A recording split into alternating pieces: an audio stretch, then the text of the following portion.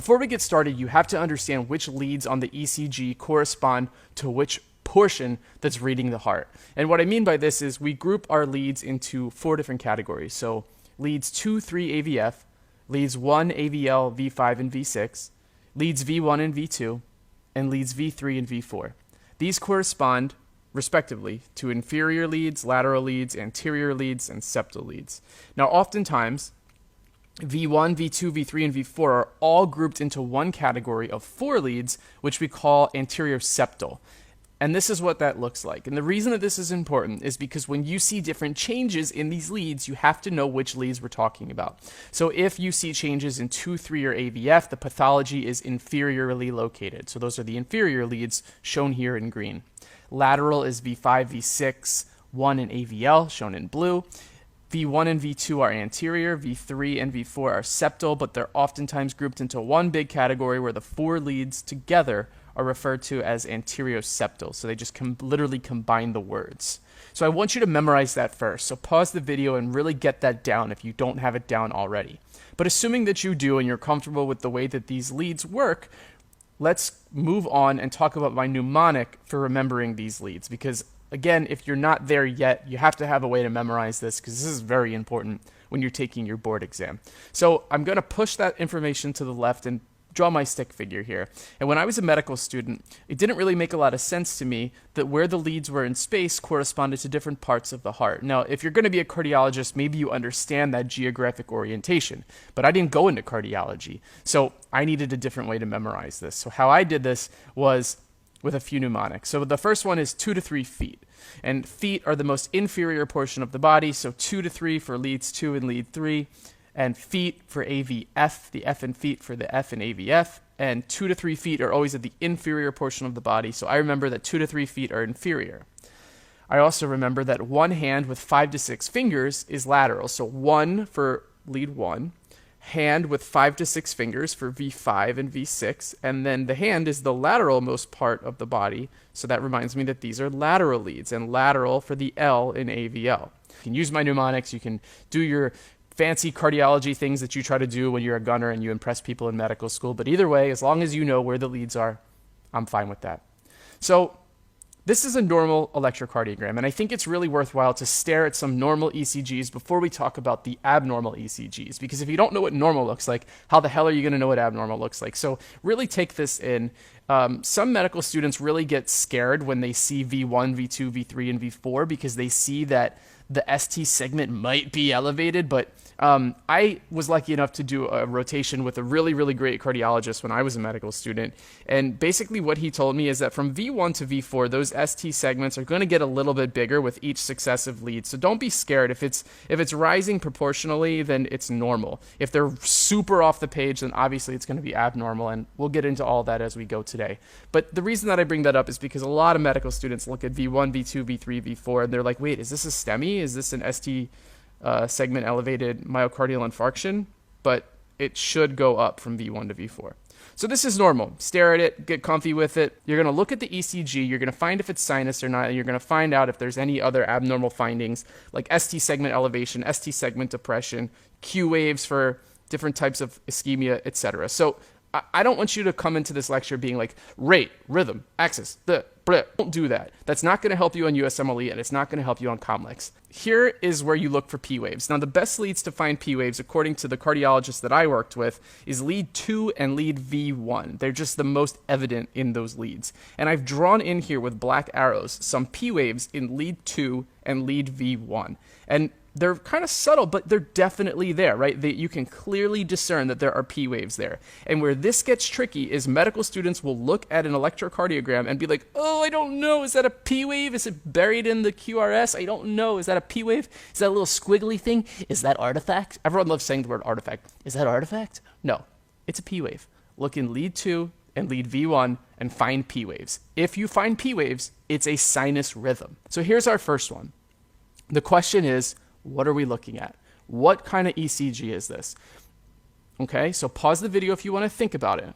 But what you're seeing here is an ST segment elevated MI in the inferior leads. So what I'm showing you is the inferior leads, leads 2, 3, and AVF. See those red arrows? They are pointing to ST segment elevation. And the reason that I put the blue arrow in is to show you that comparatively, the ST segment of lead V3, which would be not in the inferior leads, is not elevated. So this is a STEMI localized to the inferior leads. Now, if you look at this ECG, I want you to theoretically ask yourself, what would have happened if you went through this with that dumb, methodical approach that they teach you in medical school? Well, rate, rhythm, what do I see? Axis, well, let's see, 1 is upright and AVF is upright, so the axis is normal. What does that get you? Where does that get you in this question? It gets you absolutely nowhere. Or you could just look at this and say, 2-3 AVF have ST segment elevation. Let me compare the ST segments to the other segments. Well, none of the other ones are elevated, so this is a STEMI. Is this sinus? Not that it really matters in this question, but we look at V1 and ICP waves. We look at 2 and ICP waves, so it's sinus. So it's a sinus rhythm, but there's an ST segment elevated MI. Done. Answer it, check the box, move on. That's what I'm saying here. Don't go through that methodical crap unless you're going into cardiology or you really want a mastery level understanding of ECGs. If you just want to dominate boards, do it this way. So this is a STEMI. What do we see here? Pause the video if you need more time, and in 3 seconds I'm going to tell you. This is another STEMI, but this one is anterior septal, right? So look at the red arrows. Those are ST segment elevations that corresponds to V2, V3, V4, V5, and V6. So V5 and V6 are lateral, and V2, V3, and V4 are anteroseptal. So we combine them and we say this is an anteroseptal lateral STEMI.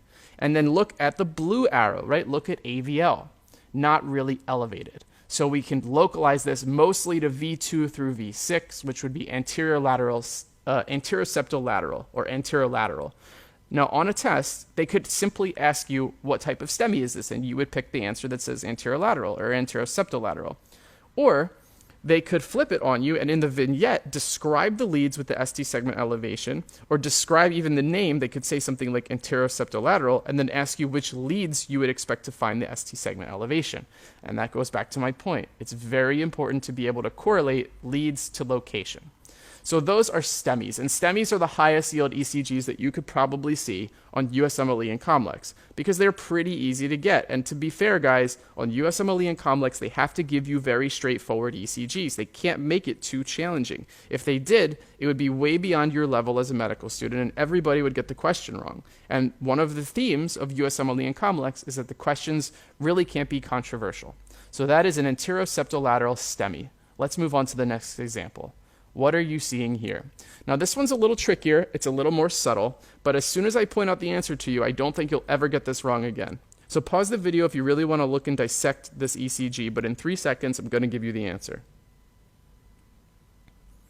This is Wolff-Parkinson-White syndrome, and what I've highlighted here with the red arrows is what's called a delta wave. Now, a delta wave is a slight upslanting of the beginning of the QRS complex. And this is classic of Wolff-Parkinson-White syndrome. Wolff-Parkinson-White syndrome has these delta waves, these slight upslanting of the QRS. And if you really put on your bifocals and zoom in here, you can see that upslanting portion of the QRS. Now, in real life, this is a pretty rare disease. But on USMLE and Comlex, it's pretty high yield because that subtle finding, that upslanting of the QRS, should tip you off that this is WPW syndrome, and then from there they can go in a whole bunch of different directions by asking you things about pathophysiology, about the treatment for Wolff-Parkinson-White syndrome. If you see the answer procainamide, that's the answer. But Wolff-Parkinson-White syndrome, very, very high yield. Be able to recognize this upslanting. And again, I'm just really going to hone in on this. You don't have to dissect this ECG and go, rate, what's the rate? Rhythm, what's the rhythm? Axis, what's the axis? You see the delta wave, the answer is WPW. So what the hell is the point of doing the methodical, dumb, unnecessary waste of time method that you're seeing in all these other YouTube videos, okay, guys? Look for the pathological findings and answer the damn question. It's that simple. WPW has the delta wave that upslants. Done, moving on. What do you see here? This is a very, very high yield ECG, and it may not be obvious at first, but I want you to pause the video and look around and see if you can tell me what we are looking at on this ECG.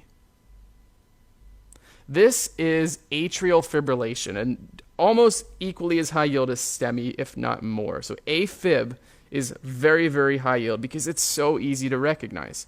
You don't see P waves, and it's irregularly irregular, right? So in irregular intervals, it's irregular. So that's what irregularly irregular means. And what you see there with the blue arrows is that the width between the QRS complexes is irregularly irregular, right? They're skipping different widths. That is classic of AFib. And if you look up at the other leads, you will not see discernible P waves. You see a lot of squiggly crap, but there's definitely no discernible P wave in lead 2 or lead V1. Okay, so this is AFib, very, very high yield because they can get into pharmacology, they can talk about rate control, they can talk about rhythm control, they can talk about hemodynamic changes and pathophysiology, but you have to be able to recognize an irregular ECG with no P waves. So again, rate, rhythm, axis, that doesn't get you anywhere. The question is, are there P waves and is this sinus? In this case, the answer is no. And then you would look at this ECG after seeing that it's not sinus, which eliminates a million things that it could possibly be, and you'd see that irregular QRS interval, and you'd say, it's AFib, I'm done, I got the point, and I'm moving on. That is atrial fibrillation. This is our next example. What is this? Pause the video if you need more time, but I'm going to give you the answer. This is atrial flutter, and atrial flutter also has no P waves, just like AFib, but the big difference between atrial flutter and atrial fibrillation is what's classically referred to as the sawtooth pattern, and I've superimposed it on the slide for you to really be dramatic about what it looks like. But on USMLE or COMLEX, they have to give this to you. They can't give you an A-flutter question without the sawtooth appearance because you just frankly won't be able to answer the question. So if you see that really choppy sawtooth pattern, it's A-flutter. Stop what you're doing, pick it, and move on. So A-flutter has no P waves and it's got the sawtooth pattern, sort of like AFib in that the rate is similar and maybe the appearance is similar in terms of no P waves, so it's not sinus, but look for the sawtooth appearance. So that is atrial flutter. So guys, I want to pause for a second and highlight something here. We are flying through this lecture, but what I'm showing you is that you don't need to dissect ECGs like a cardiologist. Instead, you should be dissecting ECGs like a medical student because, hey, after all, you are one. So look for P waves, and after that, just look at the ECG and get the pathologic finding because it's going to be obvious. So we've done AFib, we've done A-flutter, we've done STEMIs, and we've done Wolff-Parkinson-White syndrome with the up-slanting delta wave. Let's move on and talk about some other really, really high-yield ECGs that don't get a lot of love in other review sources, but I think you should know because if you could pick them out and correlate them to something in the vignette, you're giving yourself free points. So this one's really tricky, and to be honest, I don't expect you to get this until I teach you what it is, and then from that point onward, hopefully you'll never miss it again. But pause the video if you want to look around on this ECG. I'm going to give you the answer in 3 seconds. So this is actually a pulmonary embolism, and what this is called S1Q3T3. Now this is tricky, and it's honestly beyond the level of a medical student, but it still shows up on USMLE and COMLEX because of how high yield it is in terms of being able to correlate this with a pulmonary embolism.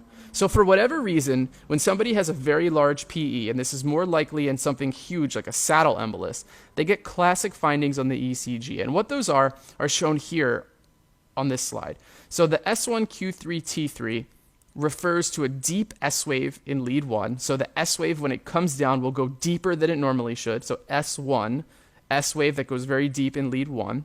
Q3 means a deep Q wave in lead 3. So normally the Q wave kind of drops down a little bit, but if it really goes deep, that's Q3. And then T3 stands for inverted T waves in lead 3. So a pulmonary embolism, you really need to just look at leads 1 and lead 3. And if you see the deep S, deep Q, and inverted T, you should think pulmonary embolism. Now, I want to be honest. If you're on your exam, this is probably going to be a choice of elimination. And I remember when I was taking my exams, if I had S1Q3T3, but I couldn't recognize it by reading the electrocardiogram, I would eliminate all of the other answers first. And if I saw pulmonary embolism as a possible answer choice, then that would cue my brain to look back at the ECG and be like, oh, maybe there's an S1Q3T3. Let me take a look. And so you want to use the answers that they're giving you to look for the associated features. So for example, if you have A, B, C, D, and E as your possible answer choices, and it's like AFib, A-flutter, Wolff-Parkinson-White, inferior STEMI, and pulmonary embolism, what should you look for? So if the answer is A-flutter, look and see if there's a sawtooth pattern. If the answer is A-fib, look and see if it's irregularly irregular with no P waves. If the answer is inferior STEMI, look for ST segment elevation in leads 2, 3, and AVF. If the answer is Wolff-Parkinson-White syndrome, look at the QRS complexes and see Is there an upslanting delta wave? And if it's a pulmonary embolism, look to see if there's S1Q3T3. So that's the way that you should approach these. You should look for the pathognomonic finding associated as a buzzword with your answer. So that is a pulmonary embolism, S1Q3T3. Let's move on to our next example. What do you see here? Now, I'll give you a little hint. I'm not looking for an answer to like a disease here. I'm looking for sort of a symptom. Pause the video if you need more time, but in a few seconds, I'm going to give you the answer. So this is actually showing hypokalemia or low potassium. And what you're seeing here is what's called a U wave. Now, I put something on top of the slide here to show you the difference between the ECG when it's normokalemia, which means your potassium is normal, and the ECG when you have hypokalemia. So now normally the T wave comes up and it's normal in size, and then after it you see a small little bump, which is a very, very shallow U wave, if at all. Now sometimes that U wave won't even be there, but if it's there and it's normal, it's going to be an ever slight little bump that's significantly smaller than the T wave. But in hypokalemia, you get prominent U waves. So instead of the U wave being very, very small compared to the T wave or even absent, it's much, much larger than the T wave. So what you see on the ECG that I've shown with the blue arrows is a prominent U wave that's come up and is bigger than the T wave. And if you see that, you should think of hypokalemia.